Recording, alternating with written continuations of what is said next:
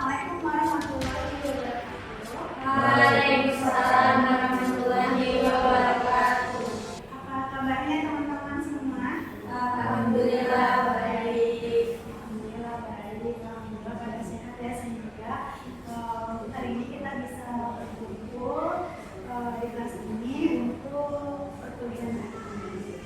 Untuk mata kuliah hari ini adalah tentang manajemen keuangan Islam ya. Capaian pada mata kuliah ini itu adalah teman-teman itu diharapkan bisa mengerti, menjelaskan dan menganalisis mengenai inklusif learning. Adapun tadi metode mengajar yang sudah ditetapkan itu adalah metode discovery learning, yang artinya teman-teman itu diharapkan mampu untuk menyingkap masalah-masalah yang ada dan kemudian dianalisis. Nah, pembahasan materinya itu adalah tentang inklusif learning. Mungkin di sini teman-teman sudah sering mendengar kata inklusif learning ya, terutama dari media sosial. Banyak tuh konten-konten di media sosial yang membahas tentang inklusif learning. Inklusif learning itu adalah kegiatannya itu kegiatan berbelanja. Di sini teman-teman ada yang tahu nggak arti belanja itu apa? Ya, belanja itu membeli barang atau jasa. Ya, ada lagi? Ya, belanja adalah suatu aktivitas konsumsi. Jadi artinya teman-teman di sini sudah memahami ya belanja itu apa ya. Nah, kegiatan dalam berbelanja itu ada yang diperbolehkan dan ada yang dilarang. Inklusif buying ini punya dua sisi ya. Ada sisi positifnya, ada sisi negatifnya. Tapi dari tadi kita membahas inklusif buying belum sampai ke ini ya pengertiannya. Sekarang kita bahas tentang pengertiannya. Nah, ini dia. Inklusif buying itu apa sih? Inklusif buying itu adalah perilaku membeli barang atau jasa secara tiba-tiba tanpa perencanaan sebelumnya, seringkali sebagai respon terhadap rangsangan baik internal dari emosi kita ataupun eksternal dengan toko promosi. Perilaku ini tidak didasarkan pada perkembangan emosional atau kebutuhan aktual. Mungkin di sini teman-teman pun pernah mengalami yang namanya inklusif buying. Jadi kalau inklusif buying itu dalam sehari-hari seperti ini ya, bahasa gampangnya. Misalkan kita pergi ke sebuah supermarket, tujuan utamanya adalah ingin membeli kebutuhan pokok ya, belanja bulanan lah. Nah, belanja bulanan itu biasanya kan dicatat ya. Misalkan sabun dibeli berapa, terus misalkan beras dan lain sebagainya itu dicatat. Tapi pada saat sampai di supermarket, teman-teman itu malah melirik ada diskon. Betul ada diskon, misalkan diskon sebuah baju gitu, bajunya lucu, kemudian ada diskonnya besar, sehingga teman-teman itu tiba-tiba dari secara otodidak gitu, sebelum kita membeli belanjaan tadi ya, kebutuhan pokok itu belok dulu lah gitu kan, beli baju ya. Itu yang menarik perhatian kita. Pernah nggak seperti itu? Pernah ya. Padahal sebetulnya di rumah itu baju kita itu sudah banyak dan baju yang dibeli itu ya maksudnya akan menambah penimbunan baju di lemari gitu kan ya, seperti itu. Jadi impulsif buying itu kita belinya itu kita pada saat beli itu mendadak tuh tanpa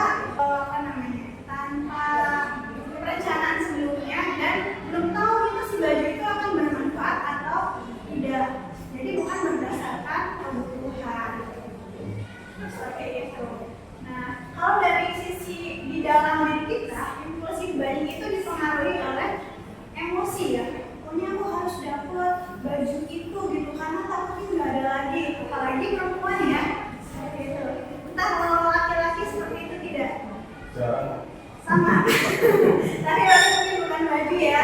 Mungkin kalau cowok apa biasanya barang yang impulsif buyingnya? Sepatu. Padahal di rumah masih ada sepatu. Masih ada. Tapi ketika ada diskon atau modelnya lucu, langsung beli. Nah, sebenarnya kalau impulsif buying itu bukan hanya beli sepatu atau beli tadi baju ya. Beli makanan juga sama nih. Misalkan kita lagi kemarin ada event ya di Grabi itu event nggak? Event yang makanan itu loh. Food apa namanya? Thailand. Iya, itu Thailand tuh, yang makanan Thailand, ada Malaysia gitu-gitu tuh. Nah, itu juga kita bisa di situ bisa impulsif buying juga, karena pikirnya itu tuh cuma waktunya kan terbatas ya. Kita misalkan dari rumah sih, oke, aku harus beli misalkan Minosaurus dari rumah situ. Oke, Milo dinosaurus aja nih gitu. Pas nyampe sana kita cobain, oh itu ternyata ada kue Tom and Jerry. Oh ternyata ada di sana itu ada apa lagi teman-teman? Ada yang sudah ke sana? Apa? Oh buah-buahan itu yang kayak manisan itu. Iya ada itu. Terus ada yang terang yang dimana yang mentah-mentah itu. Tahu ya? Nah bisa jadi kita akan kalap ya kalau ke situ. Nah itu juga kalau misalkan sudah tidak terbendung lagi dan kita segera membelinya dengan harga yang termasuknya price ya. Itu udah maksudnya impulsif buying. Padahal dari rumah niatnya cuma beli Milo dinosaurus aja tuh. Seperti itu. Dari sini teman-teman bisa dipahami apa itu impulsif buying ya. Jadi sebenarnya itu sudah memang namanya ala barat itu impulsif buying, tapi pada prakteknya kayak kita dari dulu sudah sering melaksanakan gitu.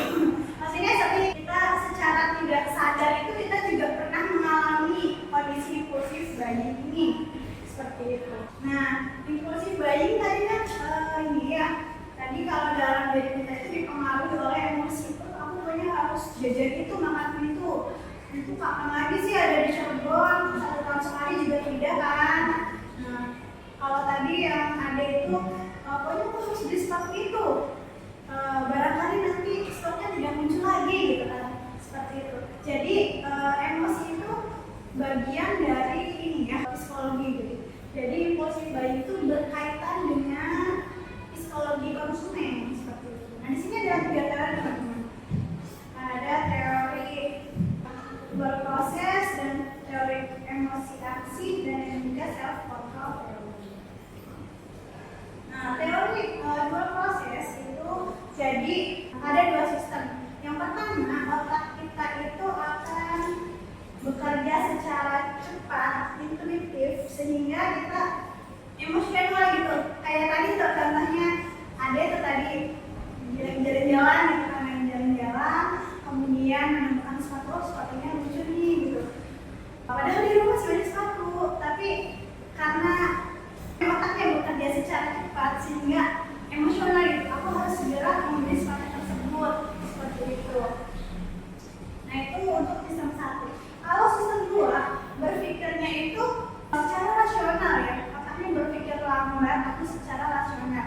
Jadi berpikir di rumah itu aku memang suka sama sepatu itu, tapi di rumah sepatuku masih banyak yang bagus sehingga aku bisa memilih nanti ketika sepatu di rumah sudah ada yang rusak, sehingga nanti aku membutuhkan sepatu yang baru seperti itu. Jadi berpikirnya itu secara rasional. Kalau di rumah sepatunya belum rusak ya nggak akan beli karena nanti akan menimbun barang yang ada di rumah. Toh tiap hari juga nggak yang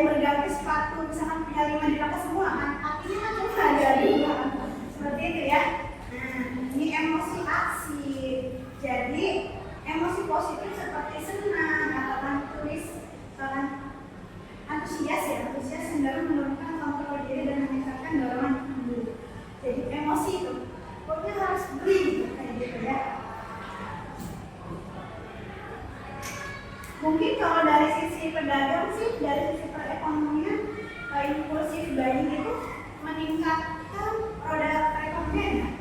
Karena kan barang dan jasa yang ada di masyarakat itu kita beli gitu kan, sehingga mereka yang produksi itu terus memproduksi lagi, tapi dari diri kitanya itu malah justru menimbun barang gitu. Jadinya kalau barang yang ada di rumah terlalu banyak itu juga bisa bikin pikiran kita itu puyeng, ya nggak sih? Seperti itu. Karena beberesnya terlalu banyak sih kan. Seperti itu. Kemudian juga kurang sehat untuk keuangan ya, terutama itu sih. Jadi misalkan gaji kita itu pilihannya masih banyak gitu, tapi kalau misalkan kitanya sering impulsif buying ya belum 1 bulan itu udah habis, ya kan? Kemudian self control. Self control itu adalah jadi hanya kita itu gagal dalam mengontrol diri kita. Jadi yang sebenarnya yang agak susah itu mengatur diri sendiri ya teman-teman ya. Mengontrol dan mengatur diri sendiri itu untuk meredakan emosi kita itu sebenarnya berat ya, tidak mudah. Tapi kita harus bisa mengontrol diri kita. Nah, bagaimana Islam dalam mengatur emosi atau mengatur konsumsi? Sebenarnya Islam itu membolehkan kita bertransaksi, berdagang atau membeli itu boleh-boleh saja ya. Tapi Islam mengatur untuk tidak belanja secara berlebihan atau dalam hal ini bisa dikatakan belanja yang boros gitu kan. Nah, ini ada ayatnya yang mengatur itu surat Al-Isra ayat 26 sampai 27 yang intinya adalah kalau boros itu adalah kita itu saudaranya setan. Seperti itu, makanya kita tidak boleh berlaku boros gitu. Nah, kesimpulannya adalah Islam tidak melarang berbelanja, tapi hanya saja Islam memastikan bahwa kita itu tidak boleh berbelanja secara berlebihan. Untuk tugasnya itu adalah teman-teman nanti dibagi 2 kelompok ya. Setiap kelompok menyelesaikan kasus yang ada di sini. Yang pertama, kasusnya itu adalah apa saja yang menyebabkan seseorang melakukan impulsif buying. Jadi faktor-faktor apa saja ya yang bisa menyebabkan seseorang melakukan impulsif buying. Yang kedua, apa dampak positif dan negatif dari impulsif buying, baik secara psikologis maupun finansial. Jadi teman-teman nanti diminta untuk mencari dampak, baik dampak positif maupun dampak negatif. Kemudian yang ketiga adalah bagaimana cara kita menghindari impulsif buying, terutama di era digital saat ini ya. Sekarang itu kan zaman online ya, membeli sesuatu sangat mudah melalui aplikasi, bisa Shopee, bisa Tokopedia gitu. Kadang-kadang kita juga agak kesusahan kan mengatur diri kita. Nah, teman-teman nanti diminta untuk mencari bagaimana cara kita bisa menghindari ya impulsif buying, terutama itu karena era digital itu semakin mudah, dorongannya semakin kuat. Dan teman-teman diminta itu untuk mencari tahu itu. Bisa dipahami ya? Bisa. Bisa dipahami, alhamdulillah rabbil alamin.